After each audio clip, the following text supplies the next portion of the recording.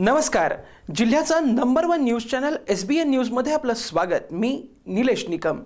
जिल्ह्यात कुठे काय घडतंय याचा सडेतोड आणि पारदर्शक आढावा आपण या बुलेटिनमध्ये घेणार आहोत. सुरुवात करूयात हेडलाईन्सनी. विष्णुदास भावे गौरव पुरस्कार प्रसिद्ध अभिनेते नाटककार जयंत सावरकर यांना प्रदान.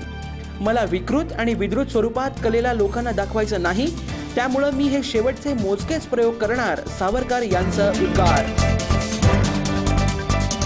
सांगली सातारा विधान परिषद निवडणुकीत अर्ज माघारीची पाहायला मिळाली नौटंकी. काँग्रेसमध्ये बंडखोरी, विशाल पाटील गटाची दुहेरी भूमिका तर भाजपच्या उमेदवाराची माघार.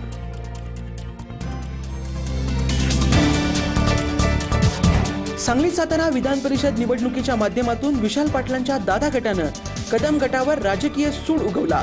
गेल्या अनेक वर्षांच्या दादा आणि कदम घराण्यातील राजकीय दुश्मनी या निमित्तानं चव्हाट्यावर आल्याची चर्चा. कानडी अत्याचाराच्या विरोधात शिवसेना रस्त्यावर. सांगली कोल्हापूर बस स्थानकावर शिवसेना कार्यकर्त्यांनी कन्नड बसेसला फासले काळे. जोरदार निदर्शनं करून केला निषेध.